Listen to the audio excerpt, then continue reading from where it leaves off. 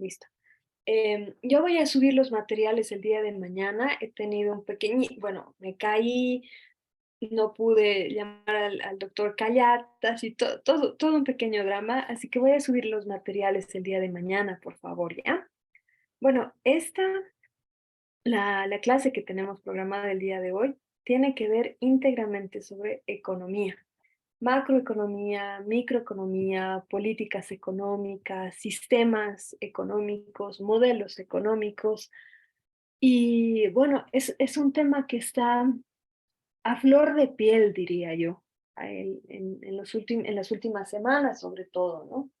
Con esto de las medidas que ha tomado el Banco Central, la orientación económica que tiene nuestro gobierno, nuestro sistema económico. Entonces, creo que esta es una clase que tiene una cierta relevancia coyuntural. Así que, bueno, al final de la clase yo voy a abrir micrófono para saber también la opinión de ustedes. Y vamos a empezar así con conceptos muy básicos. Nosotros no somos economistas, por supuesto, o bueno, a menos que haya un economista en el curso, pero les quería traer los criterios así básicos para que nosotros podamos desarrollar análisis a partir de ellos. La bibliografía que les voy a mandar está bastante completa, bastante larga, y este es como un pequeño resumen de las cosas que nosotros podemos tomar para analizar estos temas. Bueno, lo primero que tenemos que puntualizar es qué es la economía, ¿no? Entonces, lo primero que podemos decir es que la economía como ciencia, porque una cosa es la economía que uno dice la economía del hogar, esa es otra cosa, pero la economía como tal es parte de las ciencias sociales. Esto es muy interesante porque a pesar de que la economía se fija en datos numéricos, su principal afán es la sociedad. Estudia las sociedades, los comportamientos dentro de estas sociedades. Tiene además una tradición bastante antigua, es una de las primeras ciencias sociales en ser reconocida como ciencia plena. Les voy a hacer una larga historia hecha corta, esto tiene que ver con la historia de las ciencias en sí misma, ¿no? En el siglo XIX, con el método positivista, se comienza a pensar realmente cuáles eran las disciplinas que podían ser consideradas como ciencia y cuáles no. Y una de las primeras ciencias sociales que fue considerada como ciencia plena fue justamente la economía, porque obviamente el objeto de estudio, digamos, o las cosas que ve la sociología, perdón, la economía, entraban perfectamente dentro de lo que es el método científico, dentro de lo que es el método positivista científico, diría yo, ¿no? Dentro de medir variables, hacer cálculos numéricos, hacer seguimiento, todo eso entraba. Entonces, como les digo, es una ciencia antigua en el sentido de haber sido una de las ciencias sociales en lograr este estatus de ciencia plena en el siglo XIX. La economía también tiene del otro lado una historia bastante larga en el sentido en el que todas las sociedades se preocuparon en cómo crear, no vamos a decir riqueza, porque eso tiene que ver mucho con el modelo actual, pero cómo lograr administrar recursos que en general se consideran escasos, ¿no?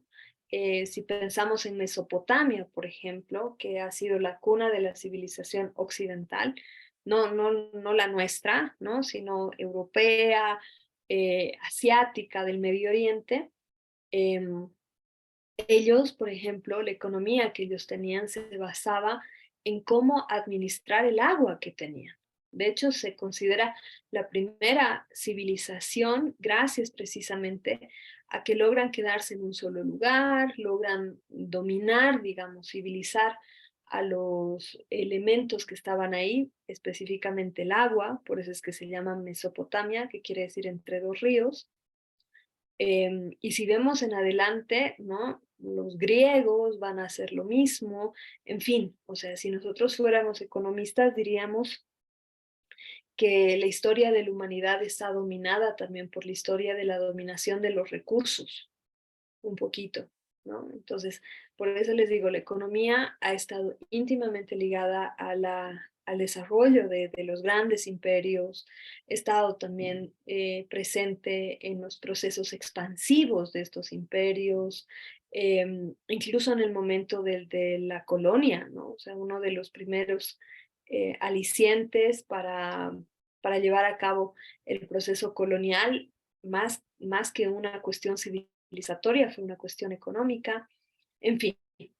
Y las cosas que están pasando ahorita, ¿no? O sea, con la guerra entre Rusia, Ucrania, subidas, bajadas de dólar, caídas de bancos y todo eso, tiene que ver justamente con esto, ¿no? O sea, con el manejo de recursos escasos.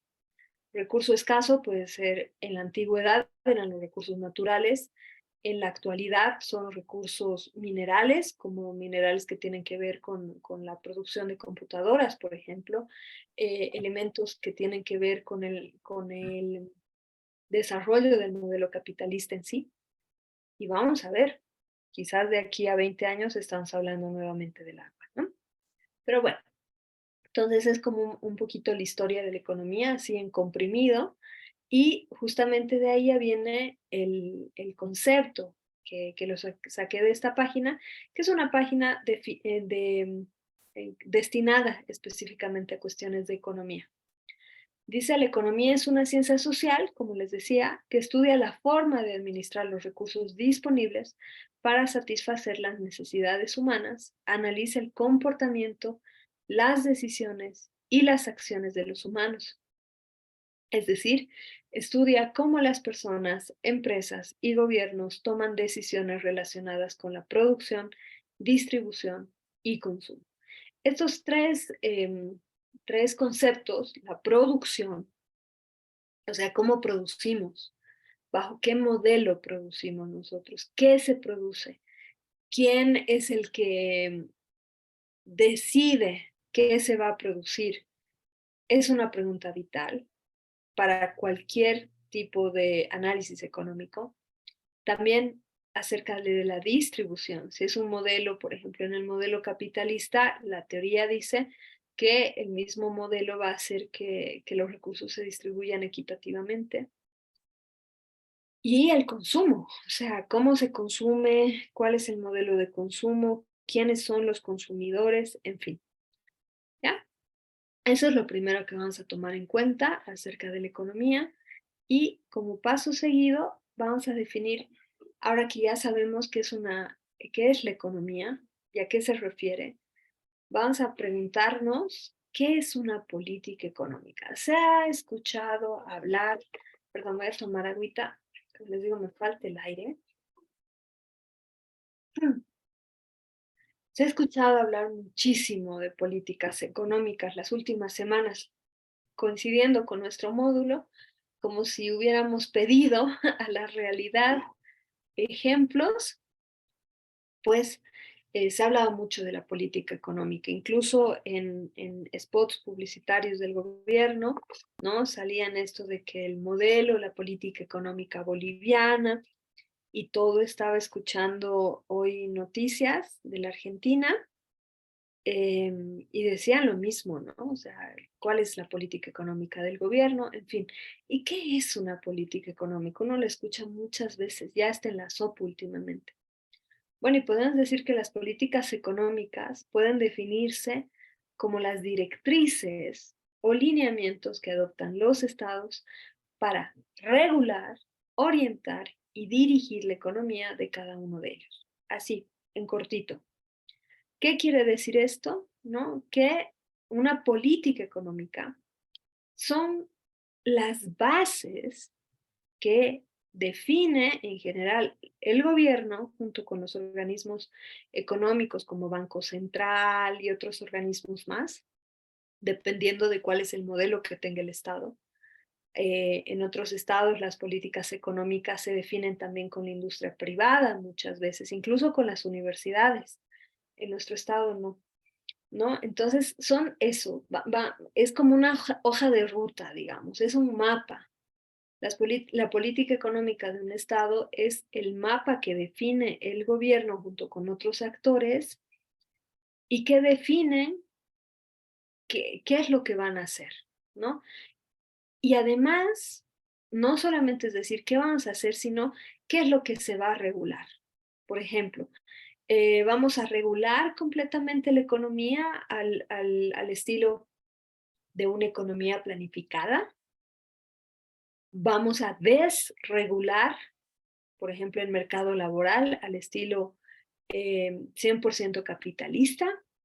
¿Qué es lo que vamos a hacer? ¿Qué es lo que nosotros queremos alcanzar con la regulación o la desregulación de, de algunas variables económicas? También nos van a decir orientar, porque dentro de las políticas económicas van a orientar hacia cierto tipo de producción, hacia cierto tipo de consumo, cierto tipo de política cambiaria. Todo eso está dentro del diseño mismo de una política económica. Y finalmente van a dirigir mediante acciones concretas como la creación de empresas, como la creación de mecanismos jurídicos, en fin, esa es una política económica. Y, por supuesto, existen tantos modelos de políticas económicas como estados hay en el mundo. Se puede agrupar por características similares, pero siempre vamos a encontrar que es, o bueno, en un mundo perfecto, digo yo, ¿no? En un estado perfecto, la política económica de un país tiene que ser definida de acuerdo a las características mismas que tenga el Estado, a las características económicas, las vocaciones productivas, incluso culturales, en fin. O sea, mientras más específica sea la política económica, tiene una aplicación, pues, un poquito, ¿no? Un poquito más asegurada que el tener una política económica importada. Eso también podríamos señalarlo. Doctora, la palabra. Claro que sí, adelante. ¿Cómo está, doctora? Muy buenas noches. Y Buenas colegas noches. también, buenas noches. Colega, Buenas. más que todo, tengo una preocupación, digamos, con el tema esto de las políticas económicas. Ujú, Eh, este tema, digamos, de la crisis que estamos viviendo en cuanto al dólar, ¿va a afectar a las políticas económicas o al modelo económico de Bolivia? También la crisis que se está viendo en Estados Unidos puede ujú, repercutir en Bolivia. Eso ujú. me gustaría, doctora, quizás usted ha profundizado más, tal vez tengamos que tener alguna estrategia para poder quizás ver alguna manera, ¿no? Como nosotros. Excelente pregunta, Dilman. Súper complicada, súper compleja, pero le agradezco. Em, Ahí, o sea, más que dar mi opinión personal, que realmente no sé, porque, o sea, si estoy viendo tantas noticias, porque en general yo no veo televisión, o sea, noticias y todo eso no me gusta, prefiero leer, pero las estoy siguiendo las últimas semanas precisamente por estas cuestiones económicas.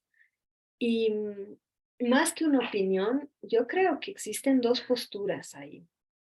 Hay una postura digamos, del bloque más de izquierda, más de esta visión más de izquierda realmente, que dice que el problema es que realmente el sistema capitalista está haciendo aguas, ¿no? Estamos viendo, digamos, una crisis de mercados especulativos a nivel mundial.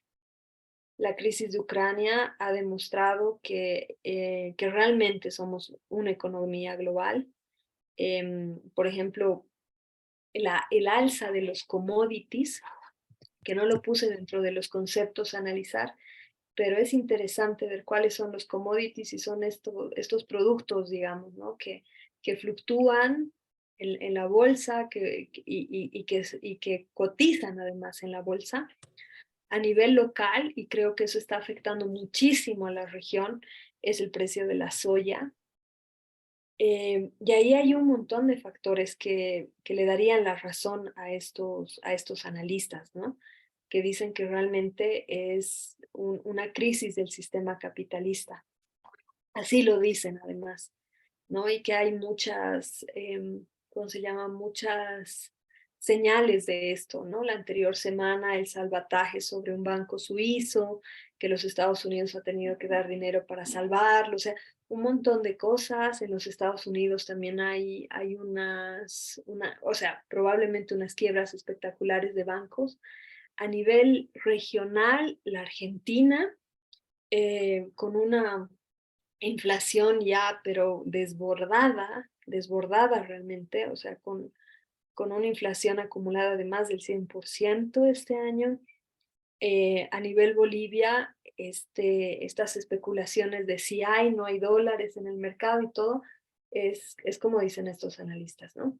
Ahora, hay otros analistas que lo que señalan es que ha sido el acumulativo de cuestiones que vienen desde la pandemia y que justamente se están reajustando, ¿no? Por ejemplo, a nivel local, una cosa que está jugando muchísimo es el precio de los alimentos, que eso es, vamos a ver más adelante, una cuestión ya más exógena, ¿no? O sea, no tiene que ver inherentemente con la economía, sino con fenómenos em, más naturales, obviamente las sequías, inundaciones y todo eso. Por eso te digo, es muy complejo responderte, muy, muy complejo. Yo ahorita no podría hacer un diagnóstico de qué es lo que está pasando. O sea, de que es una crisis a nivel global, sí. Y de que cada región tiene una característica específica de la crisis que está afrontando, ¿no? O sea, la crisis en América Latina es muy diferente a la crisis que está afrontando ahorita Europa, que también tiene una inflación muy alta en este momento. Alemania, por ejemplo, que siempre estoy en contacto con amigos allá. Yo he vivido en el tiempo en el que la inflación era muy baja, las tasas de interés para préstamos eran muy bajos, y desde la pandemia en adelante y sobre todo con la guerra de Ucrania se disparó absolutamente todo. Entonces, como te digo, a nivel local o regional, mejor dicho, uno puede ver distintas crisis. ¿Qué hacer? ¿Qué hacer nosotros como personas? Siempre digo, me encanta la palabra que usan los argentinos, laburantes, porque yo sé que todos ustedes, al igual que yo, vivimos de nuestro trabajo, no tenemos grandes capitales ni nada. Es no tener miedo, quizás, lo primero, ¿no? Porque es eso, la anterior semana con esto del banco, ¿cómo se llama? El banco FIE, ¿puede ser? Creo que sí. Fácil, profe. Eso, con el banco fácil, ¿no? Cuando mandaron, incluso a mí, que yo no tengo cuenta en el banco fácil, me llegó un mensaje diciendo que iban a intervenir los del Banco Central, que había que sacar los ahorros y todo. Incluso yo que no tengo un peso en ese banco, empecé a hiperventilar porque yo dije, si empezamos así, esto va peor. Y eso demuestra, hay un factor bien interesante, que no lo estudian los economistas, sino los sociólogos. Eso es lo interesante, que es como la autoprofecía o la profecía que se autocumple, se llama, ¿no? Entonces, ellos explican el fenómeno de cómo funciona en una sociedad el efecto del miedo. Entonces, por eso se llama la profecía que se autocumple, ¿no? O sea, si uno dice, no, va a venir la crisis, va a haber devaluación, va a haber devaluación, va a haber devaluación, y se cambia todos los dólares o se cambia todo a dólares, uno lo mete debajo del colchón, obviamente va a haber devaluación porque es un principio básico de oferta y demanda. Nosotros no producimos dólares, nuestras exportaciones no están siendo tan altas, pero bueno, ese es todo un modelo de exportación que se está cayendo a nivel mundial. Entonces, si el ciudadano en general piensa que va a venir una crisis y actúa de forma individual, para evitar esa crisis, si se suman las acciones individuales, se crea un comportamiento de masa y ese comportamiento de masa sí puede alterar el mercado. Eso es lo loco, eso es lo loco. Entonces ahí se ve, como les digo, el agregado de acciones individuales que pueden alterar el mercado. Yo siempre tomo como ejemplo la Argentina, porque en la Argentina, y es muy paradójico que no importa la acción que tome su gobierno, como no tienen una credibilidad frente al ciudadano normal en cuestiones económicas, ellos dicen una acción, anuncian una acción que van a tomar y al día siguiente vuelve a subir el dólar y vuelve a subir precisamente por estas acciones individuales y por la falta de credibilidad que tiene el Estado en políticas económicas a nivel local. Entonces, yo sé, no te he dado una respuesta para nada, quizás te he problematizado Doctora, un poquito más. no, Te escucho. está bien, doctora, está bien. No sé, yo considero de que esto de rescatar los dólares, ¿no? Que ha utilizado digamos, esta estrategia el Estado, el Ministerio Ujú, de Economía, hace un mes atrás, creo, sí, más o menos. y ha dado, ¿no? Esos indicios de que nos ha dejado con esa espina. ¿Qué va a pasar? ¿Por qué están Exacto, buscando esta estrategia de comprar los dólares de los exportadores? ¿Y qué va a ocurrir después? Bueno, exacto. los han extraído a todos los dólares, entonces nos estaban poniendo, como decir, en prueba, ¿qué pasa si los guardamos los dólares y manejamos solo los bolivianos? Ujú, O queremos tomar tal vez la estrategia como ha hecho Cuba, ¿no? De ser un país independiente, pero Bolivia es imposible, ¿no? Porque nosotros tenemos mucha dependencia, en cambio ellos son dependientes, ya se manejan. Y y eso ha hecho que ya debilite, digamos, ujú, eh, ha debilitado y tal vez ha pasado unas semanas y hemos visto las filas enormes buscando dólar.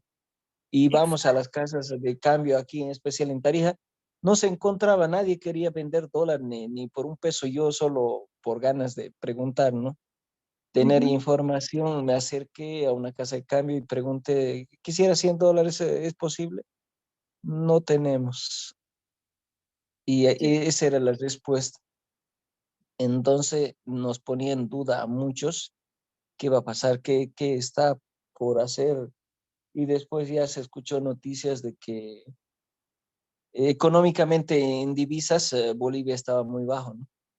Y no ujú, estaban reportando los reportes mensuales que se hacen de exacto. divisas y todo eso, y eso ha hecho que vayamos teniendo más incertidumbre todavía, ¿no? Ujú, exacto. Ahora, al saber el caso de Estados Unidos, la verdad que va a influir bastante, ¿no? Y como usted dice, el precio es con una incertidumbre bastante en la bolsa, Ujú, donde, donde influye, donde hace estas anterior semana, cuando han hablado del dólar, de entrar los bancos en quiebra, ha bajado. sí, Pero cuando el momento empieza la Fed a dar ya solución y los préstamos de estos bancos suizos, nuevamente se pone en línea, otra vez se recupera las exacto. acciones y por eso veo de que también estaba leyendo, ¿no? El Robert Kiyosaki, que es un Ujú, autor para el rico, para el pobre. Él también habla de que va a llevar mucho tiempo, digamos, de crisis ujú, y, y que ya no debemos nosotros buscar, digamos, la economía tradicional, tendríamos que buscar una economía modernizada, digital. Eso es lo que habla, he podido ver, hablan otros más muy reconocidos, ¿no? En cuanto, digamos, al patrimonio económico que tienen en Estados Unidos. Pues era mi preocupación y le consultaba, doctora. Muchas gracias, doctora, por darme este espacio. No, excelente, Dilman, excelente. Dos cositas y con eso sigo avanzando.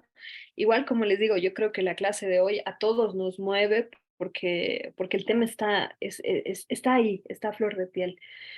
Lo que tú dices, ¿no? Hay, ya pasando, digamos, ay,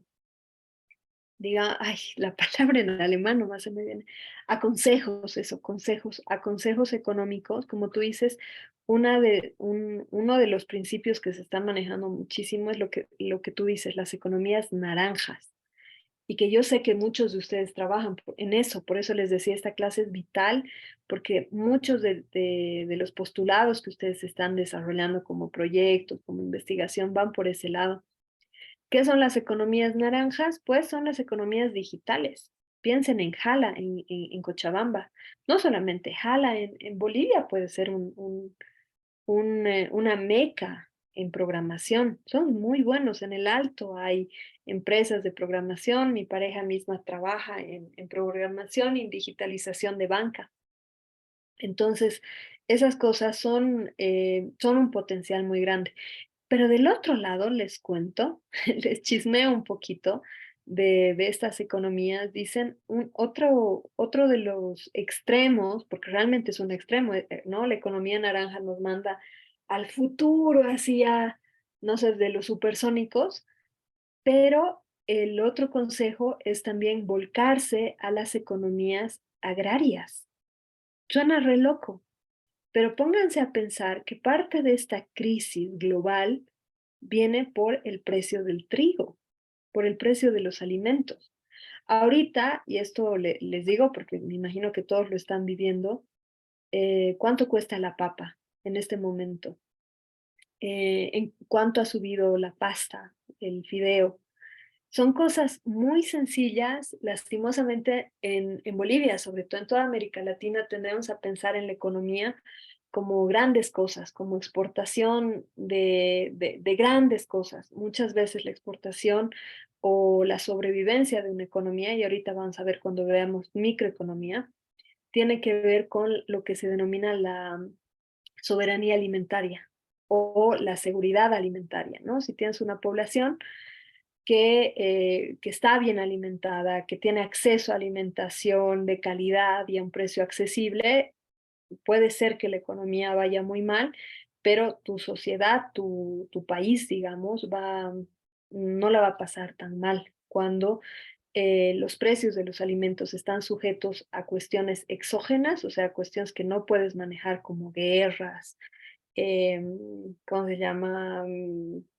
Guerras, fenómenos del niño, de la niña y demás, es una economía mucho más inestable, ¿no?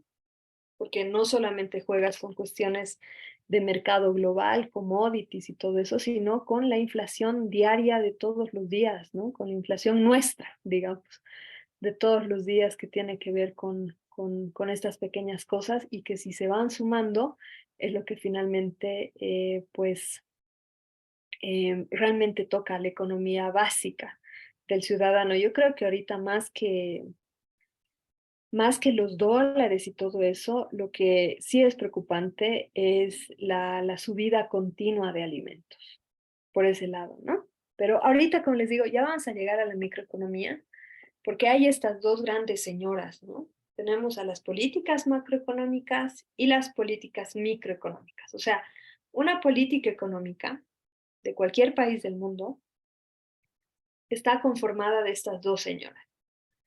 ¿Qué es la política macroeconómica? Nosotros, Bolivia, éramos maestros en los años 80 y en los años 90, se nos halagaba en foros internacionales porque decían que teníamos una política macroeconómica buenísima. ¿Por qué? Porque controlábamos un montón de cosas, especialmente la inflación, y del otro lado decían que nuestra política microeconómica era un desastre porque había creado pues pobreza y todo eso. ¿Por qué? Bueno, la política macroeconómica estudia textualmente el comportamiento de la economía en su conjunto a partir del examen de la evolución de variables económicas agregadas, es decir, que va a ver todo, ¿no? O sea, ve el todo la macroeconomía. ¿Cómo son? el producto, el consumo, la inversión, el nivel general de precios, el empleo y de sus relaciones, así como los efectos de las políticas gubernamentales sobre estas variables. También podemos decir que la política macroeconómica es uno de los componentes de la política económica, y la política económica incluye además las políticas sectoriales, como son las políticas microeconómicas, que es lo que les decía, y las políticas de corte institucional. En pocas palabras, la política macroeconómica va a ver cómo funciona la economía del país en su totalidad, con agregados totales, ¿no? Y va a priorizar en general, ¿no?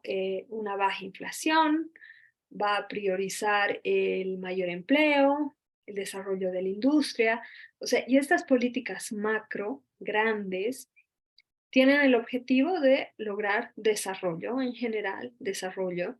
¿Y cuáles son las variables, como les digo, para hacer una diferencia entre la política macroeconómica y la microeconómica? ¿Qué es lo que analiza la macroeconomía? La producción total. Por ejemplo, nosotros, esta clase es 100% Bolivia, obviamente, ¿no? Nosotros, ¿qué cosas producimos? Y ahí tenemos que decir, se prioriza en este tipo de análisis la producción que tiene un mercado externo. Por ejemplo, la soya, el gas, esperemos que en un momento, bajo buenos términos, el litio, ¿no? También va a analizar el nivel de empleo y desempleo. Ahí como que, ahí hay un debate súper fuerte entre lo que el gobierno considera como empleo y los organismos como la Organización Internacional del Trabajo. Esa es una cosa bien interesante, les cuento.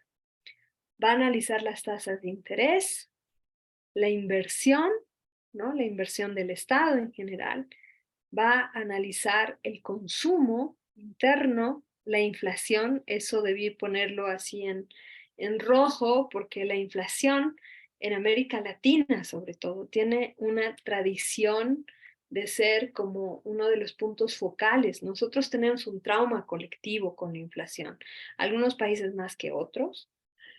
Insisto, ustedes son demasiado jóvenes, pregúntenle a sus tíos, papás, acerca del proceso hiperinflacionario de la UDP a inicios de los años 80, ¿no? Pero eso ocurrió en toda América Latina, algunos países en extremo como Bolivia, pero en México ocurrió, en la Argentina, en todo lado. Entonces la inflación como tal tiene pues una connotación sumamente fuerte en nuestras sociedades latinoamericanas. Y el objetivo de las políticas macroeconómicas justamente es el controlar el nivel inflacionario. Controlar el nivel inflacionario y, digamos, en los años 80 y 90 era sea como sea, ¿no? Actualmente eso ha variado un montón, ¿no? O sea, la inflación puede subir, puede bajar, pero, digamos, ponemos más atención en lo que es, por ejemplo, el nivel de empleo, a diferencia de lo que pasaba en los 90, ¿no? La política macroeconómica también va a ver todo lo relacionado al nivel de salarios, incrementos salariales, cuánto se puede ganar en un país, topes salariales, todo eso, ¿no? El tipo de cambio, justo lo que estamos hablando. O sea, la política macroeconómica no se va a fijar, como les digo, en el agregado de voluntades individuales, sino en cómo manejamos la política cambiaria. Existen muchas formas de manejar la política cambiaria, tantas como estados existen en el mundo, pero existen básicamente dos formas y de ahí derivan todas las demás. Una forma es el tipo de cambio fluctuante. ¿Cuál es el tipo de cambio fluctuante? Es lo que nosotros vemos a diario si vemos noticias, perdón, ¿no? Que dicen, digamos, el dólar ha subido, ha bajado, el euro, el yen, y estas fluctuaciones de estas monedas dependen de guerras, de exportaciones, puede depender, como nos contaba su compañero, de que un banco quedó en quiebra, puede depender de un tsunami, como la moneda japonesa, puede depender de muchas cosas, pero es fluctuante. ¿Cuál es la ventaja de un tipo de cambio fluctuante? Esto lo tienen los colombianos en nuestra región. Los colombianos tienen un tipo de cambio fluctuante. Primero, ¿qué hace que, digamos, no hayan estas subidas tan grandes? No es que un día uno se duerme y al día siguiente el dólar está en 80 veces más, ¿no? Si no, son subidas y bajadas paulatinas y de veras. O sea, yo en la época que vivía en Colombia sí he visto que el dólar bajó. O sea, se posicionó mejor algunas empresas a nivel internacional. Juan Valdés estaba tratando de cotizar en bolsa y bajó la moneda norteamericana en Colombia, entonces subió el peso colombiano, ¿no? Esa es la ventaja del tipo de cambio fluctuante. Ahora, la desventaja es, pues, que depende de estas cuestiones que son exógenas, ¿no? Que vienen de afuera, no tanto del desempeño de la economía del país. El otro modelo básico, como les digo, y que de ahí se derivan todos, es el tipo de cambio fijo. ¿Cuál es el tipo de cambio fijo? Aunque nosotros no querramos aceptarlo, es el que hemos tenido en los últimos años nosotros, ¿no? ¿Cuál es la ventaja de esto? Pues obviamente da una seguridad en la economía nacional, da un nivel de confianza en las medidas económicas. Ahora, ¿cuál es la desventaja? Es que cuando no se tiene, digamos, unos ingresos permanentes de moneda internacional o no se tiene unos niveles elevados de producción y de exportación, eh, el tipo de cambio fijo es un tipo de cambio en realidad artificial, o sea, no responde realmente a al buen desempeño económico, sino a la capacidad de endeudamiento del Estado o incluso de lo que estaba pasando en Bolivia, ¿no? Que se han empezado a vender, bueno, a sacar las reservas internacionales. Entonces, esos son los dos tipos básicos. Después hay un montón de variaciones, ¿no? En Europa, por ejemplo, en la Unión Europea, como tienen un área de una moneda común, el euro, pues ahí hay una entidad rectora, ¿no? El Banco Central Europeo, que es el que determina. Entonces, en algunos momentos quita euros del mercado, en algunos momentos suelta, sube las tasas de interés o las baja para manejar el mercado. Entonces, eso diríamos que es un tipo de cambio mixto. Porque sí, o sea, es fluctuante, pero cuando ya se le está yendo de las manos, lo controla también, ¿no? Y cada país tiene este tipo de políticas. Por ejemplo, Ecuador directamente se indexaron al dólar, como había hecho Argentina hace muchos años, se indexaron al dólar y punto, ¿no? Entonces ahí vemos estas diferencias, pero tienen que ver con eso, con cómo nosotros o las entidades económicas logran, digamos, manejar estos factores, ¿no? Otra de las variables importantes de la macroeconomía es la balanza de pagos, ¿no? Transacciones con otros países. ¿Qué quiere decir? ¿Cuánto exporto, cuánto importo? Si importo más de lo que exporto, ahí hay un problema de balanza de pagos. O sea, ¿de dónde yo saco el dinero para pagar lo que estoy importando si no produzco lo suficiente?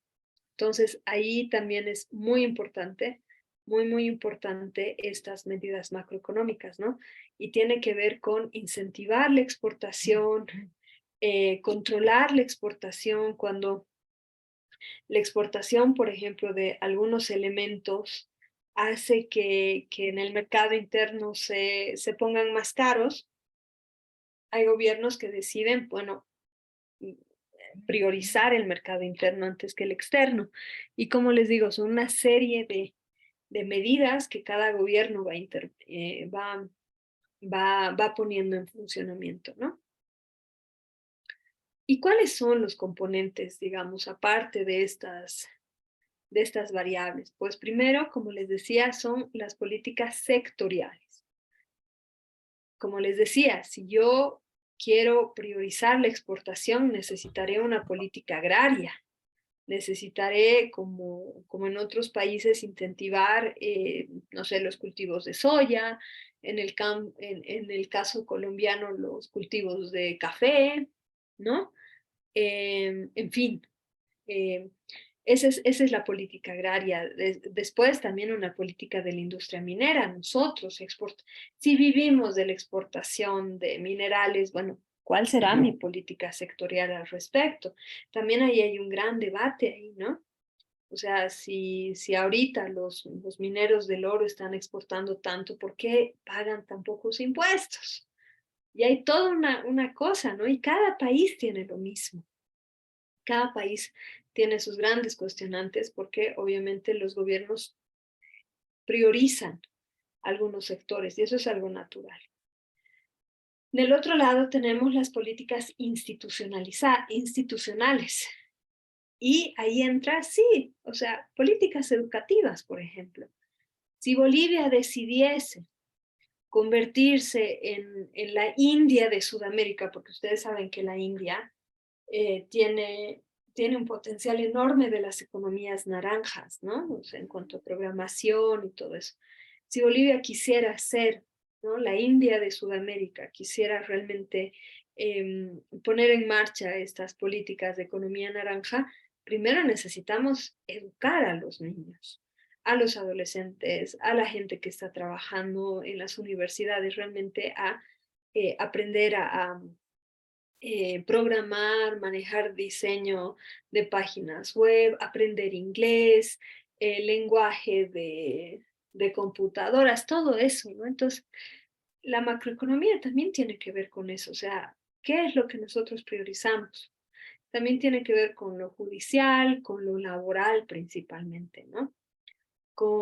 Digamos, si yo escojo el modelo capitalista, neoliberal o el nombre que quieran, pues, bueno, la regulación del mercado laboral no me interesa mucho, porque según los pensadores del capitalismo, todo se autorregula, ¿no? Y mientras el Estado, mientras menos se meta, mejor. Si yo pertenezco a una economía más social, digamos, pues diré, no, necesitamos seguridades sociales, necesitamos seguros, necesitamos contratos colectivos, sindicatos, entonces eso también va a influir dentro de lo que es la economía y la macroeconomía de un país. ¿Y cuáles son además los componentes internos? O sea, ¿cómo funciona esto? Bueno, la macroeconomía funciona de acuerdo a objetivos. ¿Y cuáles son los objetivos de la macroeconomía aquí o en la China? Son la estabilidad, o sea, tener una economía estable, que no esté sujeta permanentemente a los vaivenes de todo lo que pasa en el mundo. Crecimiento, porque se asume que se necesita crecer económicamente. Em, Igual esto está en debate, ¿no? O sea, las escuelas, digamos, de todo lo que es el medio ambiente y todo eso se pelean con el crecimiento, pero como paradigma funciona, ¿no? Del crecimiento económico, desarrollo económico, se busca el empleo pleno, tener poca gente que no tenga trabajo, la mayor cantidad que trabaje, una estabilidad de precios, o sea, esos son los objetivos. Yo diseño, digamos, yo Estado, yo gobierno, yo presidente, canciller o lo que sea, diseño mi política macroeconómica en pro de que la sociedad esté mejor, así de simple, ¿no? ¿Y cuáles van a ser mis instrumentos? Como les decía, ¿no? La política fiscal, la política monetaria, la política cambiaria y la política comercial. Aquí vemos los elementos de la macroeconomía. Tenemos las políticas que se llaman instrumentales, ¿no? O sea, que son instrumentos de la macroeconomía, que son la política monetaria, esto que les decía es el mercado de cambio y todo eso, la política fiscal, cuánto de impuestos le pido a mi sociedad y cómo reinvierto esos impuestos, una política cambiaria, ¿no? Voy a tener una moneda fluctuante o no. Además, las políticas de oferta y demanda agregadas, o sea, cuánto consume mi sociedad, cuánto se necesita producir, cuánto se puede exportar al mercado externo, ¿no? Y del otro lado tenemos los objetivos, que es lo que les decía, el crecimiento del PIB, que es el Producto Interno Bruto. El Producto Interno Bruto no es nada más ni nada menos que el agregado de todo lo que produce un Estado en un año, ¿no? O sea, todo lo que nosotros hacemos, todo el dinero que se mueve y todo se calcula y es el PIB, el Producto Interno Bruto. También otro de los objetivos es mayor empleo, como les decía, tener una baja inflación y muchos otros que podemos decir.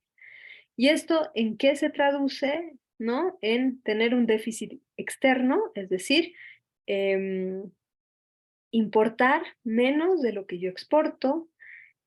Aquí nos dicen que se pueden llevar a cabo tratados de libre comercio para exportar más precisamente.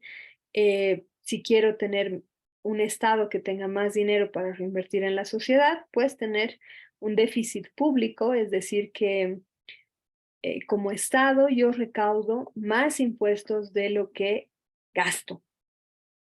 Este es un tema, este es un temón en Bolivia, en toda América Latina en general, pero en los últimos años en Bolivia es todo un tema y ahora se está sabiendo mucho de cuánto gasta el Estado en empleados públicos. Ya a eso se refiere, o sea, el Estado boliviano no tiene mucha capacidad de, como les digo, de recaudación de impuestos. América Latina en general no somos países que recaudemos mucho de impuestos. La mayor parte del dinero que tenemos, perdón, como como ingresos del Estado, vienen de la actividad exportadora, no tanto de impuestos. Entonces ahí cuando hay un desfase entre lo que se recauda y lo que se gasta, uy, ahí es un problema, ¿no? Y bueno, tenemos lo que les decía, los tipos de cambio.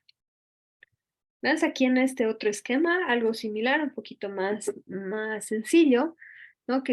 ¿Cuáles son los objetivos? Digamos, el crecimiento y la producción. ¿Por qué es importante? ¿No? Porque vamos a tener que a mayor producción de bienes, más necesidades satisfechas. Así de simple. También mientras nosotros más exportemos, mientras más dinero recaudemos, pues tendríamos en realidad, no siempre se hace así, tendríamos que cubrir más necesidades, salud, educación sobre todo, que son las básicas de cualquier estado. ¿No? O sea, si sube el empleo, vamos a tener mayores ingresos, en fin, y ahí tenemos, ¿no? Que sería la estabilidad de precios, el equilibrio presupuestario, un equilibrio exterior. Esos son los objetivos, eso es lo que se busca con cualquier política macroeconómica, sea como les digo aquí o en la China, esto es lo que se busca. Y ahora nos vamos al otro extremo, a esta otra señora, que es la microeconomía. En un mundo perfecto, en un escenario ideal, macroeconomía y microeconomía tendrían que ir encaminadas hacia lo mismo, tendrían que jugar bien juntas. No siempre es así, ¿ya? ¿Y qué es la microeconomía? O sea, la microeconomía, primero como ciencia, vamos a ponerlo así, es este concepto que les he puesto aquí, es aquello que estudia el comportamiento de los actores económicos de manera individual. Ergo, la microeconomía es el comportamiento de estos actores económicos de manera individual. Es decir, los fenómenos económicos desde el punto de vista de los agentes que intervienen en la economía misma. O sea, ya no estamos hablando de cosas abstractas como el empleo, el PIB, sino de cosas concretas, de actores concretos, ¿ya? Como pueden ser los consumidores, todos nosotros, las empresas, el gobierno, ¿no?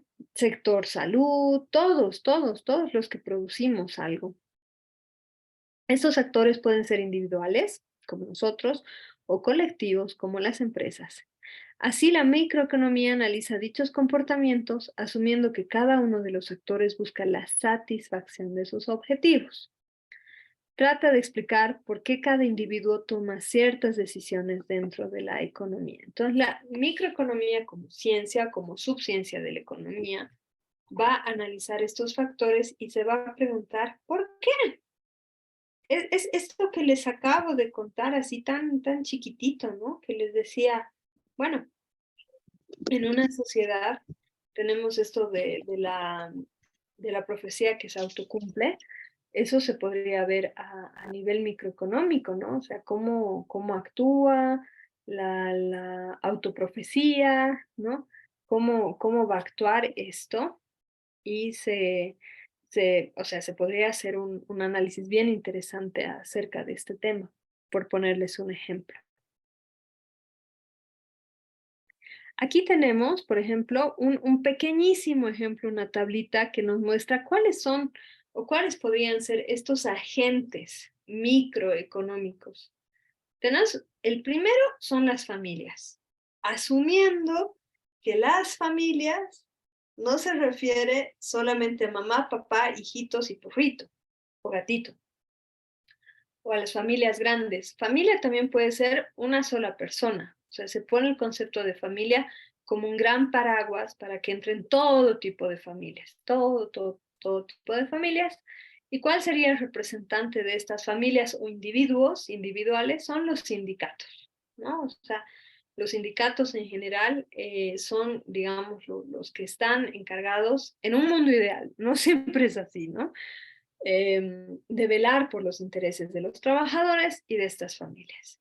¿Cuáles son las principales demandas dentro de la economía de estos actores? Pues son bienes y servicios y salario, obviamente, ¿no?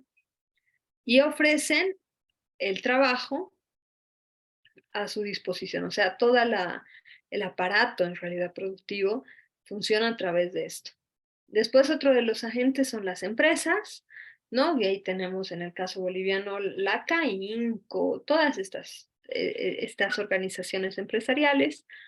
Sus demandas son, o sea, mayor ingreso a bienes de capital, a insumos, que les ayude el Estado a importar, que les ayude, qué sé yo, con subsidios, esa es la demanda, ¿no? ¿Y qué es lo que ofrecen? Pues sus productos, bienes y servicios terminados o intermedios. También uno de los actores bien interesante dentro de la microeconomía es el Estado mismo, ¿no? El Estado, ¿por qué? Tenemos ahí, por ejemplo, al gobierno municipal, al gobierno nacional, ¿y qué es lo que nos ofrece el Estado? El ahorro, los bienes de capital. En muchos estados todavía el Estado tiene empresas estatales que también funcionan y que ayudan a funcionar a la economía como tal, ¿no? Y nos ofrece pues esas cosas, traer insumos, acceso a bienes de capital, posibilidades de ahorro, en fin. Y tenemos por el otro lado el sector externo, o estos actores exógenos que se llaman, ¿no? Que son organizaciones supranacionales, como habíamos visto la otra vez, la Organización de Naciones Unidas, la OEA. Yo ahí pondría sí o sí a la OIT, a la Organización Internacional del Trabajo, que vela, ¿no? Por las demandas de los trabajadores, organismos que regulan también la relación entre estados, mecanismos, digamos, en los que los estados están inmersos y que pueden favorecer a las exportaciones. ¿Ya? Este es como un pequeño cuadrito de cuáles son los posibles actores dentro de la microeconomía o bueno, en realidad dentro de la economía en general. ¿Y cuáles son las variables que contempla esta rama? Un segundito. Lo primero va a ser la inflación de precios de insumos, ¿no? O sea, digamos, si yo necesito hacer empanadas, lo voy a poner así, mi principal insumo será la harina. Entonces, la microeconomía va a medir cuánto está costando la harina, ¿ya? Después va a haber el crecimiento del mercado, crecimiento o decrecimiento del mercado. Eso también está jugando un rol bien interesante en la región, no solamente Bolivia, como les digo, sino a nivel regional, de que las personas están consumiendo cada vez menos. ¿no? Y no sé ustedes, pero en mi caso, yo en mi em, contexto más cercano, círculo más cercano, también lo estoy viendo, ¿no? O sea, el reducir el consumo de todo. Entonces eso hace que no crezca el mercado, sino que más bien decrezca, ¿no? También ven la capacidad de pago de estos individuos, la liquidez de las empresas, la carga financiera que tienen, la capacidad administrativa que tiene un Estado y que se traduce en la capacidad administrativa de la sociedad en general, la rentabilidad de las empresas, la capacidad de exportación, cuánta productividad se tiene, ¿no? Un aspecto interesante, las capacidades instaladas, porque puede ser que, y es por eso que creo yo, que por eso, o sea, para los Estados Unidos, para Europa, pueden tener crisis, pero duran poco tiempo, se ayudan entre ellos además, pero tienen unas capacidades instaladas. ¿Qué quiere decir? Tienen, por ejemplo, grandes cantidades de personas que tienen una tecnificación en ramas que se necesitan, ¿no? Desde ingenierías, ahorita, por ejemplo, ¿no? Ingenierías, agronomías, desarrollo software. Y si no lo tienen, lo importan. Por eso es que países como el Canadá y Alemania abren los brazos cuando llega un programador, ¿no? Otra cosa es con un sociólogo o con alguien que hace ciencias humanas, esa es otra historia. Pero aparte de eso, también tienen toda una infraestructura industrial, tienen carreteras, tienen todo eso. Entonces puede ser que haya una crisis, pero como ya tienen esta capacidad instalada, es más fácil recuperarse, ¿no? Fíjense qué grandes diferencias con toda nuestra región, ¿no? También se ven las estrategias de los precios de venta, si va a haber control o no control de los precios, por ejemplo, ¿no? Como les digo, obsesionada con noticias argentinas para traerles ejemplos calientitos. En la Argentina tiene una política de precios cuidados. Especialmente hay un supermercado, que no me acuerdo ahorita el nombre, Día, es una cadena de supermercados, la más popular, digamos, que tienen esto de los precios cuidados. Entonces son precios que han sido dados por el Estado y son a la canasta básica, ¿no? Leche, pan, harina, azúcar, polenta, esas cosas. Entonces ahí también se ve cuál es el impacto, digamos, de estas políticas, ¿no?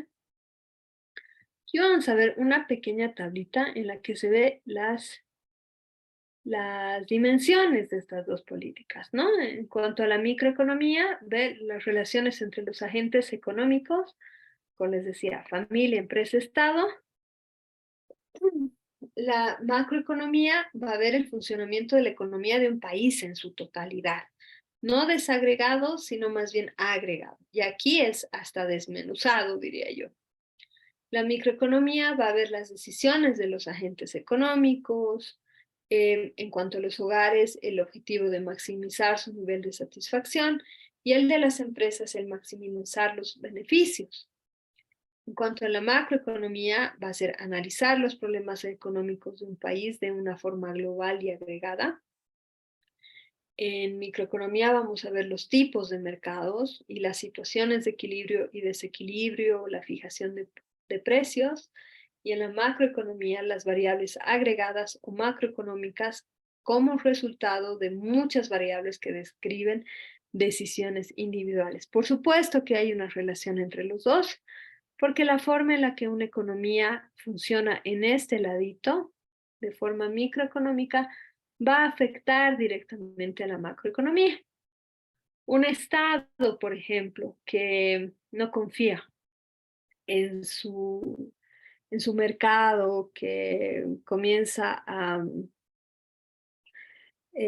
consumir menos y todo eso, pues va a llevar a que la macroeconomía tenga que pensar en eso, ¿no? Justamente. Y lo mismo, si existe una buena política macroeconómica, va a influir también de forma positiva en la microeconomía, ¿no?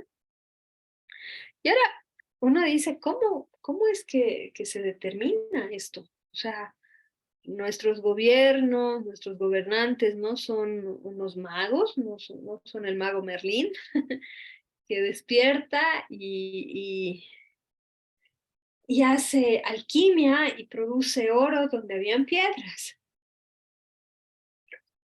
Todos los gobiernos asumen lo que se llaman modelos económicos o eligen un sistema económico para sus países. ¿Y qué es un modelo o sistema económico? Bueno, un modelo económico es una simplificación de la realidad, ¿ya? Que ayuda a los economistas a explicar ciertos fenómenos prescindiendo de la información accesoria, contiene las relaciones de comportamiento, identidades, proposiciones analíticas e hipótesis que constituyen un sistema. Usualmente estos modelos son expresados en términos matemáticos, en los cuales algunas variables son tomadas como datos, mientras que otras son determinadas a partir de estos datos de acuerdo a relaciones preestablecidas entre ellas. Ese es un modelo. Es lo que los economistas hacen para analizar, ¿no? Por ejemplo, en el caso de Bolivia tenemos un modelo económico particular, bien interesante. El gobierno, y aquí voy a ser muy crítica, ¿no? El gobierno dice que tenemos un gobierno, o perdón, un modelo económico no capitalista, del vivir bien, ¿cómo se llama? De respeto a la madre tierra. Bueno, en términos numéricos, hay analistas que dicen que es al revés. No todo, por supuesto, pero que nosotros no hemos logrado salir del sistema capitalista. Ahorita vamos a ver a qué me refiero con esto, ¿ya? Entonces, estos modelos son los que ayudan a analizar y también proponer por dónde ir. Estos modelos y estos sistemas, como ya les iba adelantando, van a haber dos tipos, aparte de todas las variables, índices que ya hemos visto, dos variables económicas, unas que son las exógenas y unas que son las endógenas. ¿Cuáles son las exógenas? Son variables independientes, ¿ya? ¿Cuál es una variable independiente que está fuera en realidad de mi economía? Variable independiente, la guerra. O sea, la guerra en Ucrania, nosotros no tenemos nada que ver con ese chairo. Nada, nada. O sea, ni siquiera sabemos qué idioma hablan en Ucrania, que por este caso no es ruso, ¿no? Sabemos que son parecidos, que son pueblos hermanos, como nosotros con Chile, pero no sabemos no tenemos vela en el entierro. Pero esa guerra ha desencadenado un montón de cosas que nos afectan. Otro ejemplo de cuestión exógena, la crisis en el Perú. No sé si ustedes sabían, pero hay un montón de camiones que todavía siguen sin poder cruzar de un lado al otro. Se ha perdido un montón de exportación, se ha perdido un montón de importación. Una variable exógena. La caída de un sistema financiero en Suiza, exógeno. El cambio climático, exógeno, aunque tengamos la culpa, es exógeno. El fenómeno de la niña, exógeno. Que no llueva este año, exógeno. ¿Ya? Son cosas que nosotros no podemos manejar, ¿ya? Pero que tienen una relación y tienen ¿cómo les digo? Tienen consecuencias sobre nuestros sistemas. Después tenemos las variables endógenas, que estas sí, son aquellas cuyos valores son determinados o explicados por las relaciones existentes dentro de un modelo económico a partir de un conjunto de datos conocidos como variables exógenas. Son variables cuyos valores dependen de otras variables, por eso también se las denomina dependientes, ¿no? Las variables endógenas son cómo reacciona la economía de un país, son las características mismas de un país, de la economía de un país. Y son importantes estas dos, analizarlas dentro de lo que se llama la determinación del sistema o modelo económico que se asume. Y aquí vemos, como les decía, existen varios sistemas económicos han existido varios sistemas económicos a lo largo de la historia de la humanidad, muchísimos. Hablamos lastimosamente, nosotros cuando pensamos en estos sistemas económicos, nos fijamos en lo que ha sido la historia de Occidente, de Europa principalmente. Ahí sería súper bonito un trabajo de investigación de cómo era el sistema económico o los sistemas económicos en el imperio azteca, en el imperio inca, en los pueblos de tierras bajas, porque también tenían, ¿no? Si eran, no eran similares. Pero bueno, salvando este pequeño matiz eurocentrista, podemos determinar que, digamos, o sea, los sistemas conocidos, más conocidos, el primero va a ser el sistema de trueque, ¿no? Que nosotros lo conocemos, que es justamente o sea, un sistema en el que no existía una moneda, o si existía la moneda no era tan importante. Sabemos que ahí se intercambiaban los bienes básicos, ese es el primer sistema económico. Después tenemos el sistema, digamos, del esclavismo, que no está en esta tabla, pero también lo vamos a tener. El sistema esclavista que basaba su producción en el uso de esclavos. Ahí tenemos a Babilonia, por ejemplo, si nos vamos a ir así súper atrás, tenemos a Babilonia, el rey Nabucodonosor, ¿no? Esclavizando al pueblo judío. Vamos a tener a los egipcios, que eran un sistema esclavista también. Después vamos a tener el sistema feudal, que era un sistema netamente agrario y que se basaba principalmente en la actuación de los siervos, ¿no? Y la relación del trabajo y producción de los siervos delante del señor feudal. Y después vamos a tener lo que está acá, lo que es la economía del mercado. Primero, como el liberalismo y posterior capitalismo, ¿no?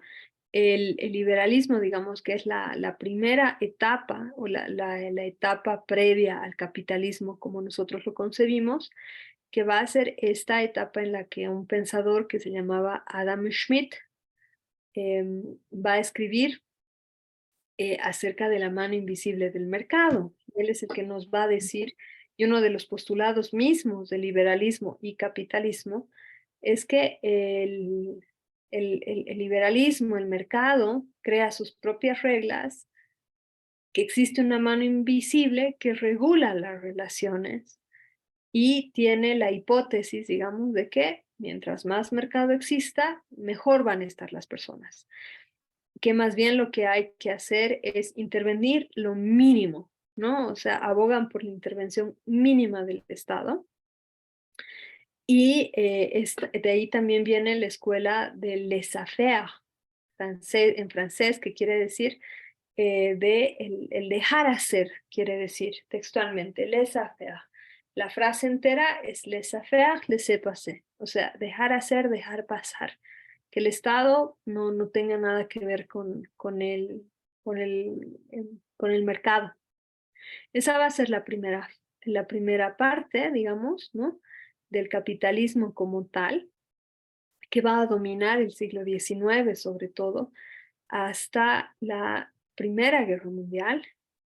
En la Primera Guerra Mundial nosotros vamos a ver que va a haber una ruptura, va a surgir bueno, a pesar de que ya en el siglo XIX existía, por supuesto, pero como modelo, como sistema, se lo va a adoptar en la Unión Soviética, que es el sistema comunista, ¿no? O de economía planificada, que la vamos a ver ahorita. También hay algunos señores, por ejemplo, que este señor Keynes eh, propone en los Estados Unidos, ¿no? Que para minimizar las fallas del sistema capitalista, sí o sí tenía que haber una intervención del Estado. Y ahí surge, digamos, lo que es las economías mixtas, que ahorita vamos a ver cuáles son sus características. Y lo que él dice es que sí o sí debería existir, aunque un rol no tan central, debería existir una intervención del Estado, sobre todo para la creación de empleo, ¿no?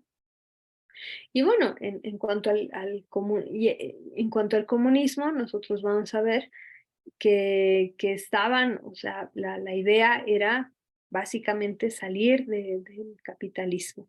Entonces eso nos muestra esta tablita, como les digo, a mí me falta aquí el esclavismo y el sistema feudal, pero valga la tablita por las fechas y las referencias históricas.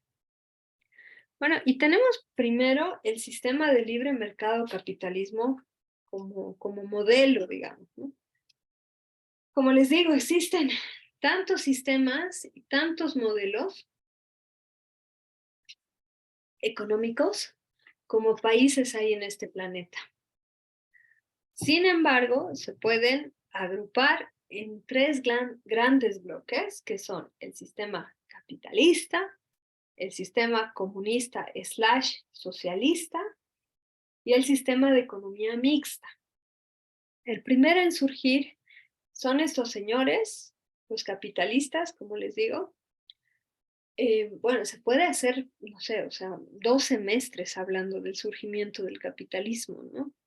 Algunos dicen que el capitalismo fue una consecuencia del descubrimiento de América por la acumulación de capital, por la creación además de riqueza en otros estratos, en fin. Pero nos vamos a quedar, digamos, en la época clásica del capitalismo, que es a inicios del siglo XIX junto con la Revolución Industrial. ¿Por qué digo que es la etapa clásica? Porque hasta ese momento ya se había consolidado el modelo, ya existía una burguesía y existía una acumulación de capital. Y llega la Revolución Industrial y va a acelerar el proceso, porque ya la producción como tal ya deja de depender de la fuerza hombre, o sea, me refiero a individuo, ser humano, ¿no? Deja de depender de la producción individual, de la fuerza motriz del ser humano, del conocimiento individual, ¿no? O sea, la máquina va a pasar a ser uno de los factores más importantes y va a acelerar realmente este proceso de forma exacerbada. Por eso nos vamos a quedar con ese siglo XIX paradigmático, porque es cuando es más sencillo identificar estas relaciones. Como les digo, ¿no? Carl Schmitt y otros pensadores ya habían, perdón, Adam Schmitt, Adam Schmitt había hablado, ¿no? De esta mano invisible del mercado, del laissez-faire, estaba enamorado, digamos, del proceso, porque, claro, el liberalismo inicial de fines del siglo XIX, inicios del siglo XX, sí había logrado alteraciones en las capas sociales y todo, pero él no logra ver, digamos, cuáles son los resultados de esto, ¿ya? Hay que decir además, bueno, que el sistema capitalista como tal es el resultado de los postulados de estos pensadores, pero también del desarrollo que vino después en la mayoría de los países occidentales. ¿Y cuáles son los principios? O bueno, no principios, las características, vamos a decir, de este modelo de libre mercado o capitalismo. La primera es que la propiedad privada y los medios de producción son el núcleo del sistema, ¿no? La propiedad privada, la tenencia de los medios de producción de forma individual es el núcleo mismo, ¿no? Del sistema, porque a partir de ahí es que se crea riqueza, según sus postulados. Lo segundo es que la acumulación y producción de capital juegan un rol central en las relaciones de producción. O sea, el sistema capitalista va a alentar a la acumulación y producción de capital. Es uno de sus objetivos básicos, ¿no? O sea, el facilitar la acumulación de dinero y producir capital. Eh, digamos, nosotros también podemos ver que, bueno, genera clases sociales derivadas del control de la propiedad privada y los medios de producción. Eso es muy sencillo. A partir de la instalación del modelo capitalista, vamos a ver el surgimiento del proletariado, la consolidación de la burguesía como una clase importante dentro de la sociedad, va a desaparecer la estructura feudal, como les digo, ¿no? Entonces va a generar nuevos relacionamientos dentro de las sociedades. Permite la movilidad social, eso es cierto, o sea, en países capitalistas, digamos, la movilidad social va a ser más sencilla que en lugares donde, bueno, actualmente ya no existen, ¿no? Pero en el pasado, digamos, la movilidad social capitalista va a ser mucho mayor que la movilidad social en el sistema feudal, que no existía realmente, ¿no? Defiende la libertad de empresa y de asociación. Eso es importantísimo. Lo que nos dice el sistema capitalista es que cualquiera puede poner una empresa, puede asociarse, puede hacer, en pocas palabras, lo que mejor vea conveniente para lograr sus fines. Promueve el libre mercado, eso por supuesto, ¿no? O sea, promueve el libre intercambio de mercancías, la importación, la exportación. Más bien, mientras más fácil sea este intercambio de mercancía, mejor, porque asume que en un mundo, digamos, en el que se pueda exportar e importar de forma más fácil, eh, pues no habrán las, entre comillas, perversiones del mercado. Esto viene como herencia de la tradición liberal del laissez-faire, ¿no? Del dejar hacer.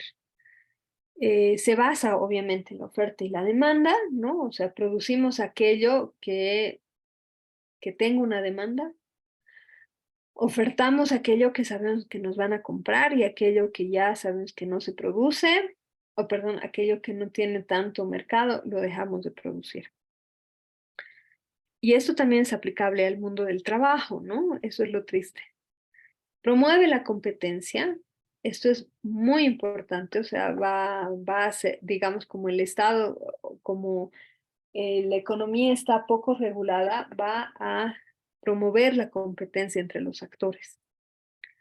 Reconoce la libertad del trabajo. ¿Qué quiere decir esto? Reconoce que cada quien pueda trabajar donde quiera y como quiera. ¿Esto es un arma de doble filo? Por supuesto, ¿no? Propugna la mínima intervención del mercado. Seguimos con esta herencia del laissez-faire, laissez-passer, ¿no? Del dejar hacer, dejar pasar.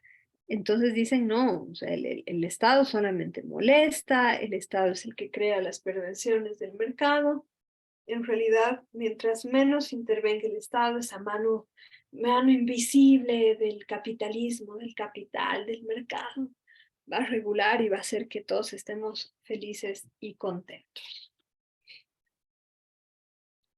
Después tenemos aquí, así como reacción realmente, el sistema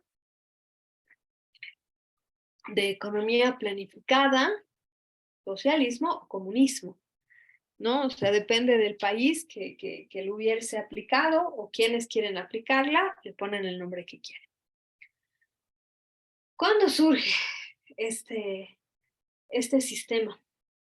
Bueno, surge primero de los postulados del marxismo, ¿no? O sea, cuando ya habíamos hablado de la Primera Internacional y todo aquello, bueno, surge justamente cuando se establece una crítica del capitalismo, porque sonaba muy bien, ¿no? O sea, la mano invisible de Adam Smith suena muy bien en lo teórico, como que va a regularse absolutamente todo por obra y gracia del mercado, pero realmente lo que ven los marxistas, Marx, Engels, Bakunin, van a hacer otras cosas, van a ver una enorme disparidad social, van a ver estos cordones de pobreza en Inglaterra, ¿no? O sea, van a ver una realidad diferente, o sea, la mano invisible no había logrado que sea algo agradable para todos, realmente.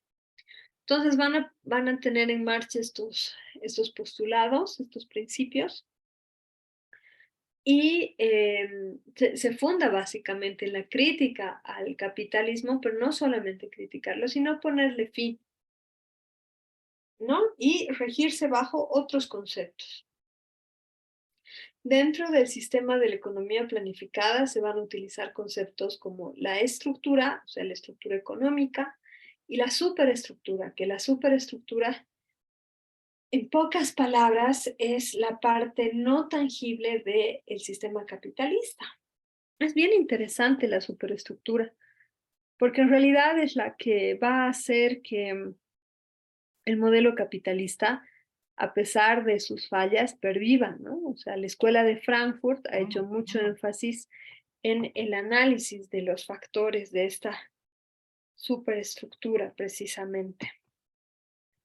También otro de sus postulados tiene que ver con la lucha de clases, ¿no? Porque lo que nos dice el marxismo es que existen dos grandes clases sociales, ¿no? Que son el proletariado y la burguesía, y que estas dos clases sociales nunca van a estar de acuerdo, que la burguesía jamás va a priorizar los intereses del proletariado, y en ese sentido el mantenerse en el sistema capitalista es asegurar que los intereses del proletariado nunca se cumplan. También ve a la alienación como uno de los problemas para que subsista el sistema capitalista. ¿Qué es la alienación? Así, cortísimo. Yo sé que ustedes de marxismo saben, ¿no? O sea, es muy bonito leer realmente marxismo, o sea, explican todo muy bien. Pero así cortito, la alienación es sentirte burgués cuando eres proletario. Así de simple, ¿no? O sea, se puede explicar de forma muy sencilla y se dice que este espejismo creado por el consumo que promueve el capitalismo hace que los seres humanos piensen que están en una condición económica que no le corresponde porque creen que imitando el consumo de la burguesía, el consumo de la clase alta, digamos, van a pertenecer a esa clase.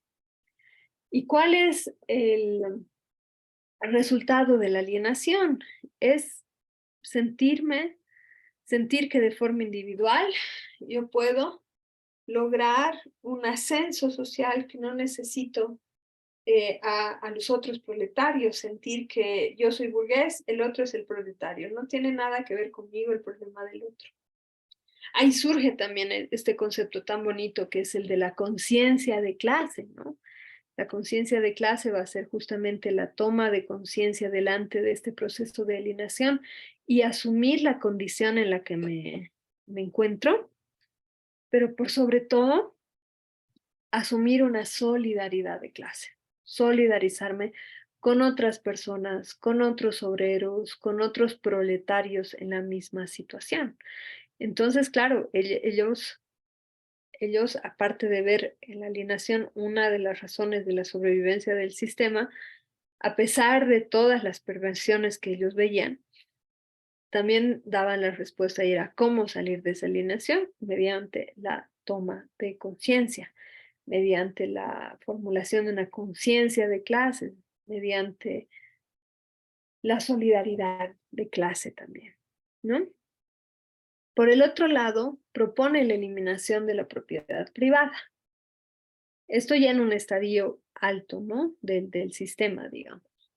Y la lógica es que si todos somos los propietarios o no propietarios de los medios de producción, pues estas perversiones que se generan y que son la base de la acumulación capitalista y la diferenciación de clases va a desaparecer. Por el otro lado es antiindividualista, tienden a lo colectivo, por supuesto, ¿no? La solidaridad de clase, la conciencia de clase tiende a que los intereses del grupo, de la clase social, sean más importantes que los intereses individuales, ¿no? La razón la razón de clase, podríamos decir. Por el otro lado, pretende eliminar las brechas sociales y las desigualdades. Eso, por supuesto, es una de las bases más importantes de este sistema. Y vean la contraposición con el sistema capitalista. Ven, en el Estado, o asumen que el Estado juega un rol central en la organización de la economía y la sociedad. Es decir, que como van a ser, digamos, que la burguesía, estos que tienen el control de los medios de producción desaparezcan, quien asume el rol organizativo de dirección dentro de un Estado, pues obviamente va a ser el Estado como tal, ¿no? Por eso también se dice que son altamente estatistas. ¿Cuándo es que se pone en marcha este modelo en la realidad? Pues principalmente con la victoria de la Revolución Rusa en 1917 y la creación de la Unión de Repúblicas Socialistas Soviéticas, la URSS. Ahí hay que decir una cosa, pero ¿no? El marxismo está compuesto de varios ismos, estalinismo, leninismo, no sé, hay como un montón de ismos, ¿no? Entonces, la Unión Soviética va a poner en marcha diferentes versiones a lo largo del tiempo que tenían el mismo objetivo, pero diferentes formas. Por ejemplo, en el caso de la Unión Soviética, en cuanto a esto del rol del Estado, realmente el Estado va a ser el todopoderoso y el Estado, ¿no? va a actuar mediante los soviets, que eran unas organizaciones, el Politburó, o sea, va a tener una organización bastante vertical, bien vertical. Entonces, también este sistema de economía planificada va a mostrar también sus perversiones, ¿no? O sea, los dos sistemas no van a lograr el objetivo final, que va a ser el bienestar y por último la felicidad de los ciudadanos. ¿Por qué no ponerlo así? La felicidad. No, por un lado el sistema capitalista no va a lograr eliminar las desigualdades, sino más bien que las va a exacerbar. Y por el otro lado, el modelo socialista o comunista, y pregúntenle a la gente que vive en Norcorea, pues va a eliminar las libertades individuales, va a ser altamente autoritario. eh, en algunos casos las empresas estatales no van a funcionar bien, en fin, o sea, los dos sistemas son absolutamente imperfectos. ¿Y cuál es la respuesta a esto? Porque, bueno, triste, ¿no? Moverse entre uno y el otro. Surge el modelo que se denomina como de economías mixtas. El, el, primer, eh, el primer intento, como les digo, ha sido el keynesianismo, el modelo de Keynes en el periodo entre guerras, que propugna eso en los Estados Unidos. Y dice, dale, o sea, los Estados Unidos son un país profundamente capitalista, pero el Estado tiene que tener el rol. Porque no se olviden que en el periodo de entreguerras, con la Gran Depresión, se pierden miles de empleos, la bolsa cae, es un panorama económico terrible. Entonces dicen, no, el Estado tiene que hacer algo porque la mano invisible no está funcionando. Y donde realmente se popularizan este tipo de economías van a ser a partir de la Segunda Guerra Mundial, inicialmente en Europa. En América Latina, no sé, todavía ahí estamos en pugna, ¿no? Pero estas economías mixtas es como que intentan tomar lo mejor de los dos sistemas. Las economías mixtas no tienen un paradigma en especial, porque cada país que las asume de forma diferente. Yo tiendo a pensar por el análisis ay, perdón chicos, me está faltando el aire, por las características económicas que tenemos en Bolivia, tiendo a pensar que nuestra economía es una economía mixta. Habría que ver cuál porcentaje le pertenece a qué lado, pero mixto, así como café con leche, segurísimo. ¿no? ¿Y cuáles son las características de estas economías mixtas? Bueno, lo primero es la coexistencia del sector público y el privado.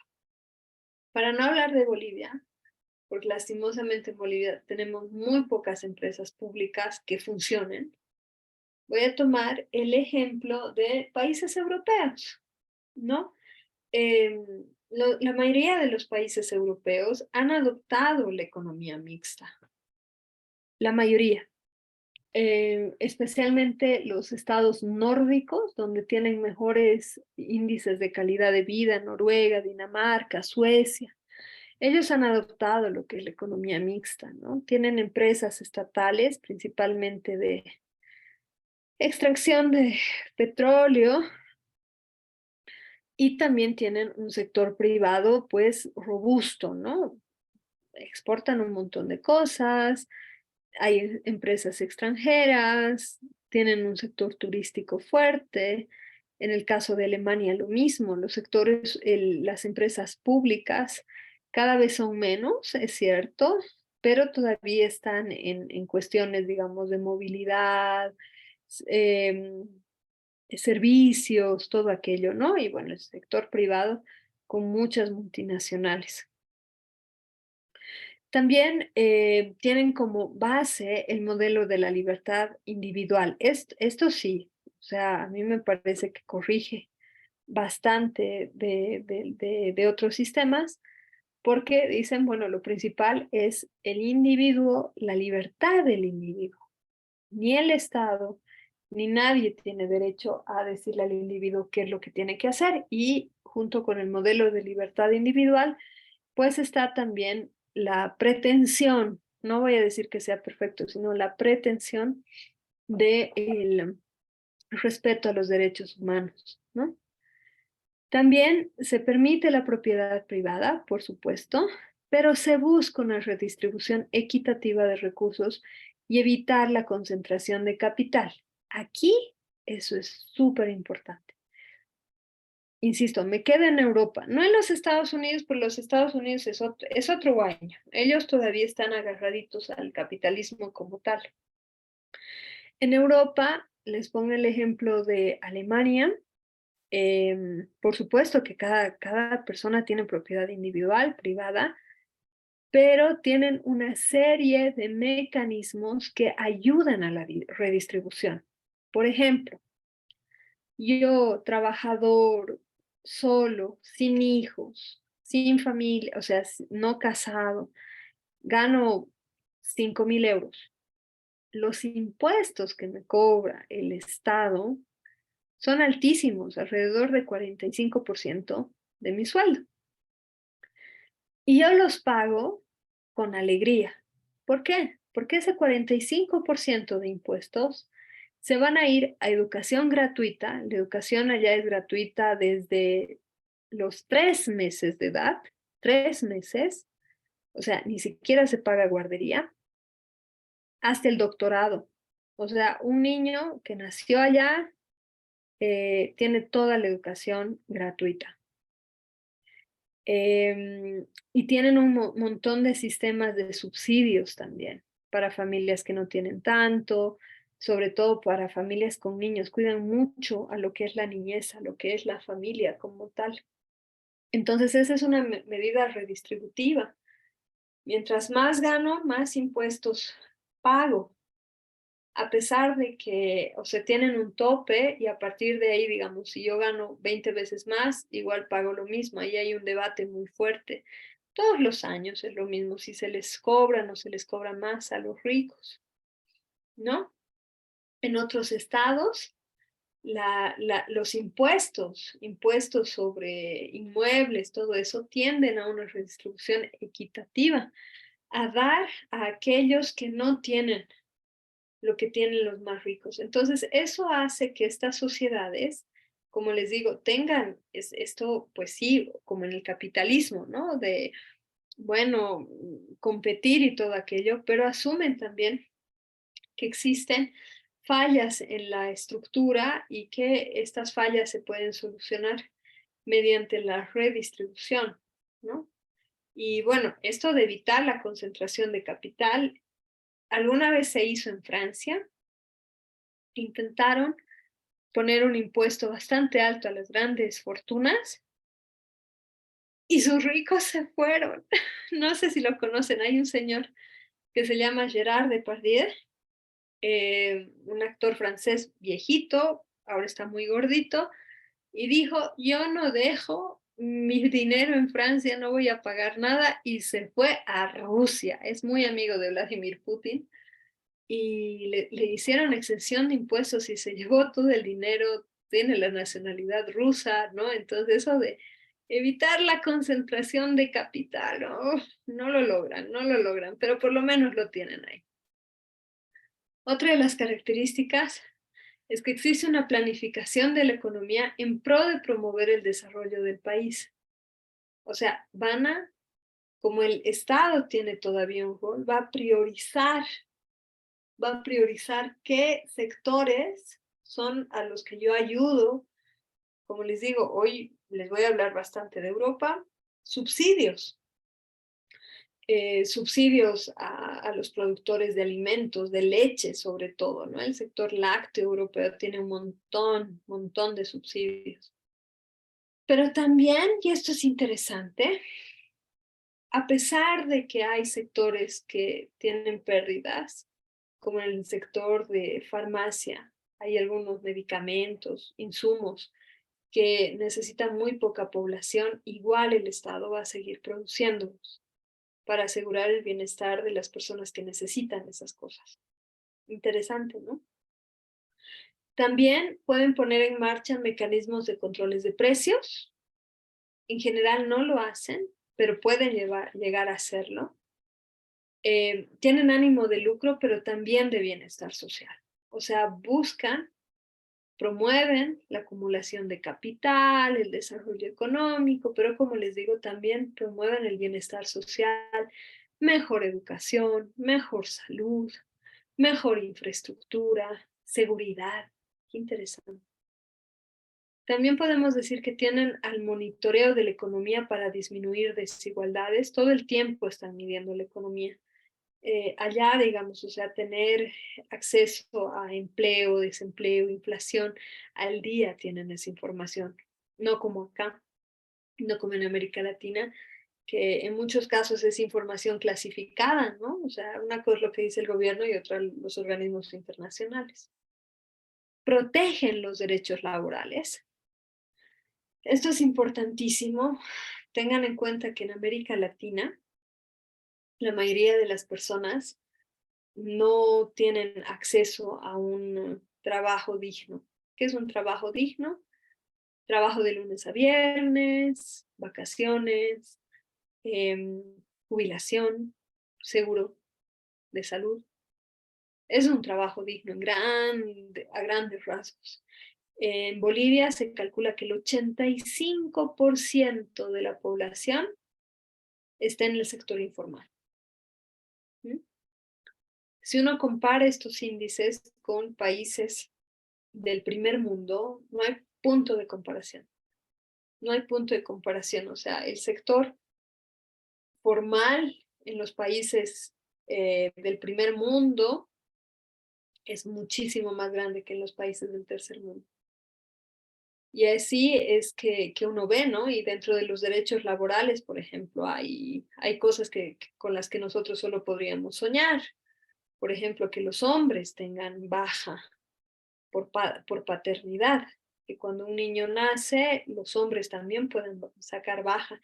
Y no les digo baja de una semana, les digo bajas de meses para hacerse cargo de la educación, del cuidado de los niños, sin que los echen. ¿Mm? Cosas con las que nosotros solo podríamos soñar, como les digo. También promueve la seguridad social, como les decía, ¿no? O sea, mediante muchos sistemas de bonos, de subsidios, de ayudas a los sectores más vulnerables, ayudan a esta seguridad social y a este concepto de estado de bienestar. ¿Todos los países del primer mundo son así? No, claro que no. De forma paradigmática, los lugares en los que mejor se ha implementado estas economías mixtas son los países nórdicos, Dinamarca, Suecia, estos, Noruega. Algunos analistas dicen que en estos países funciona también porque son pequeños en población y tienen unos recursos con los que realmente logran mucho dinero, que son petróleo y estas cosas, ¿no? Hay otros países que con mayor dificultad, todavía con muchas diferencias dentro del sistema, con muchas disparidades, pero tienen bastantes ayudas, digamos, serían Alemania, Austria, sobre todo. Hay otros países donde, si bien tienen o propugnan una economía mixta, son más tendientes al capitalismo, como Francia, Inglaterra. O sea, Inglaterra desde los años 80 tiene un sistema muy duro, ¿no? O sea, tienen pocas ayudas sociales, mucha disparidad social, muchísima disparidad social. Los mismos Estados Unidos tienen medidas de apoyo, ¿no? Tienen el social care, tienen un sistema, digamos, de ayudas y todo eso, pero son marginales. Entonces es como, nosotros vemos los Estados Unidos como la cascarita de las películas, pero atrás hay unos bolsones de pobreza muy fuertes. Entonces, bueno, como les digo, también aquí podríamos decir que son sistemas imperfectos también. Ahora, han aparecido nuevos paradigmas en cuanto a ver la economía, ya no en términos de desarrollo económico o solamente de producción de capital, sino también medirlas en términos de sustentabilidad, manejo del medio ambiente, ¿no? Y yo creo que la gran revolución que se nos viene va a ser esa, pensar en la economía ya no en términos de desarrollo y acumulación de capital, sino realmente en términos de sustentabilidad del modelo, acceso a recursos naturales, seguridad alimentaria, ¿no? Y hay muchos economistas, activistas, mucha gente que está clamando por esto. Entonces, yo creo que eso es algo que vamos a ver en el futuro realmente, que aquí de aquí a unos años dentro de estas economías podríamos poner aquí una economía verde, por ejemplo, ¿no? Te traigo unas tablitas y ya con eso voy a ir terminando, como les digo, se me está acabando la voz. Aquí tenemos estas tablas que nos preguntan unas cosas para determinar qué tipo de economía vamos a tener o podríamos tener. Por ejemplo, ¿qué producir? Dentro de la economía de mercado, la respuesta a esta pregunta va a estar basada en el principio de soberanía del consumidor, ¿no? Las empresas producen lo que los consumidores quieren. O sea, por ejemplo, ¿para qué produces una vacuna contra el dengue si la gente a la que le da dengue no la puede pagar? Duro, ¿no ve? Pero así es el mercado. Mientras que en una economía planificada el Estado decide todos los bienes que serán producidos. También le vamos a dar palo a esto, ¿ya? No sé si han visto la película de Goodbye Lenin, o sea, Adiós Lenin. Véanla, es buenísima. Es una película alemana bien bonita de la caída del muro de Berlín. Y hay una partecita en la que hay un comité, y no se rían porque sí existía, un comité de señoras que determinaban qué tipo de ropa se iba a producir y si estaba o no estaba acorde con los principios de la Alemania democrática, ¿ya? De la DDR. O sea, ese es el otro extremo, tampoco funciona, ¿ya? ¿Y qué es lo que nos dice una economía mixta? Nos dice que en el mercado, ¿no? Las empresas privadas siguen el principio de soberanía, las otras, ¿no? Van a ver, eh, ¿cómo se llama? El mercado como tal, las empresas privadas van a producir lo que el consumidor requiere y las empresas estatales van a producir bienes no siempre rentables, pero que la sociedad requiere, ¿ya? También ante la pregunta de cómo producir, la economía del mercado nos dice que es a partir del principio de beneficio, ¿no? Es decir, que las empresas producen buscando el menor coste, van a siempre tender a bajar los costos, eh, siendo bien sinceros, ¿no? En lo que nosotros conocemos de Bolivia.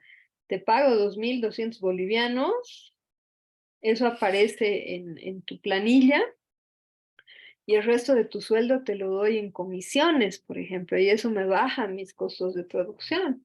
O ya no tengo empleados en planillas, tengo consultores que vienen y hacen lo mismo cada 3 meses, se van y no les tienen que pagar nada.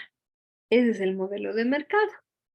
Mientras que en una economía planificada, las empresas públicas que producen siguen los planes del Estado y el plan del Estado, si es la equidad, pues tendrá una seguridad social y todo lo demás, ¿no? Y en las economías mixtas serían las empresas privadas, siguen el principio del beneficio, mientras que las estatales producen buscando fines sociales, ¿no? En la economía del mercado, respondiendo a la pregunta de ¿para quién produzco yo?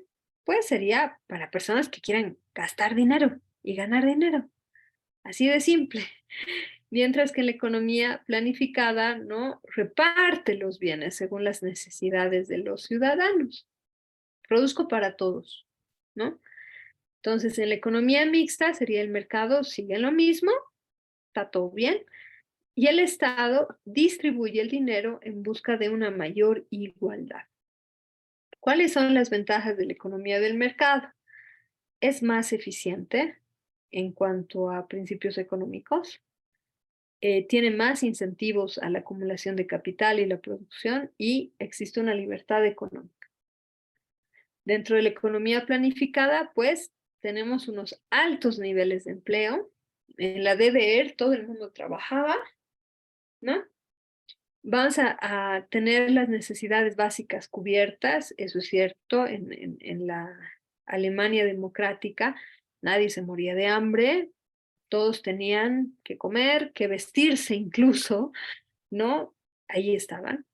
Y en la economía mixta, pues, no dependerán del peso del Estado, a mayor peso del Estado, las ventajas se parecerán más a las de la economía planificada, dice acá.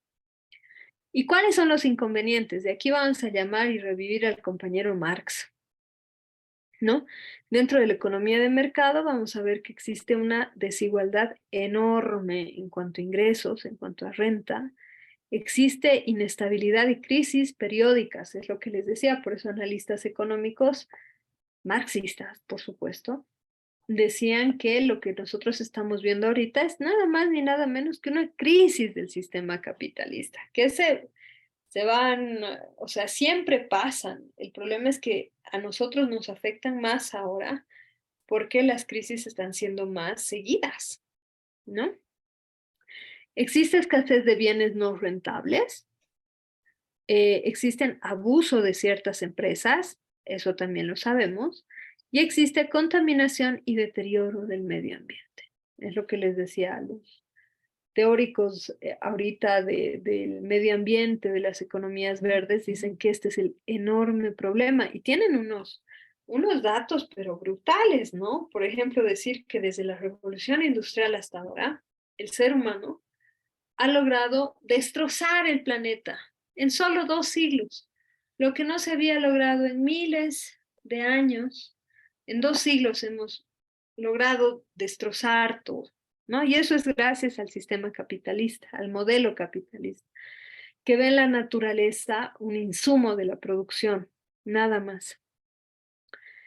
Dentro de la economía planificada, ¿cuáles son los inconvenientes? Pues los errores de previsión, ¿no? O sea, se los voy a poner bien fácil, como en la película que les digo de Goodbye Lenin, a no todo el mundo le gusta ponerse lo mismo, así de simple. Existe una excesiva burocracia, por supuesto, y también eso quiere decir que el Estado no siempre va a ser, ¿cómo se llama?, eficiente. en general son burocracias, no sé, o sea, megalíticas, ¿no? Así enormes. También existen falta de incentivos, porque claro, o sea, si igual voy a tener el trabajo, igual voy a estar en lo mismo, ¿para qué me esfuerzo? ¿No? Y yo creo que el enorme inconveniente es la falta de libertad individual, ¿no? O sea, fíjense simplemente en la historia de la Unión Soviética, ¿no? O sea, en la masacre de los Gulag, en los campos de concentración en Siberia, la persecución de oposición, fíjense en lo que pasa en Norcorea, ¿no? Ahí está. No se necesita explicar más la falta de libertad individual. Y dentro de la economía mixta, pues, dependerá realmente, ¿no? De cuál sea la combinación de todo. Bueno, ya hemos llegado al límite de nuestro horario. Les aconsejo, es una tablita que está también, ay, sí, les he dicho, ¿no? Mañana les voy a subir los materiales, por favor. Ahorita sí que no me da el cuerpito. Lean esta tablita que tiene, es similar, solamente que un poquito más explicadita, ¿no? Por el para quién, cuál es el rol del Estado, por ejemplo. Ya con esto terminamos. ¿Cuál es el rol del Estado en la economía del mercado? Generar un marco jurídico de la libertad, o sea, dar leyes, dar reformas que aseguren que, ¿no? O sea, las empresas pueden hacer lo que quieran y tengan una seguridad jurídica de que nadie los va a molestar. Mientras que la economía planificada va a asumir todas las decisiones, ¿no? Y en la economía mixta el Estado regula y orienta. Por eso les digo, a mí particularmente me gustan las economías mixtas, además que en las economías mixtas existe la posibilidad de ingresar esta visión del cuidado del medio ambiente, que creo que es vital. Eso ya es un poquito de mi chairo, digamos, no tiene nada que ver con la materia, pero creo que sí es vital ya comenzar a considerar estos factores medioambientales en cuestiones económicas, ¿no? También nos dice, por ejemplo, la propiedad privada en el sistema capitalista, en la planificada, ¿no? Es una propiedad colectiva y su titular es el Estado. No quiere decir que todos vivamos juntitos, quiere decir que el Estado dice, ¿no? Bueno, te doy esto, vas a poder vivir acá, te presto en pocas palabras, ¿no? Entonces ahí se los dejo. Yo ya me despido, perdón que esta vez no abra micrófono, chicos, como les digo, ya se me fue la voz, ¿ya? Mañana les subo los materiales, por favor, nos vemos el miércoles y que tengan lindo inicio de semana. Ok, buenas noches, doctora. Muchas Buenas gracias, noches, doctora. doctora. Buenas noches. Gracias, Buenas doctora. noches. Buenas noches. Bueno, Que les doctora, vaya bien. Hasta luego, que Buenas tengan linda noches, semana. Buenas noches, doctora. Hasta doctora. Que luego. se Que mejore. se mejore, Muchas doctora. gracias. Buenas noches, doctora. Hasta luego. Gracias, gracias. Que esté muy bien. Hasta luego.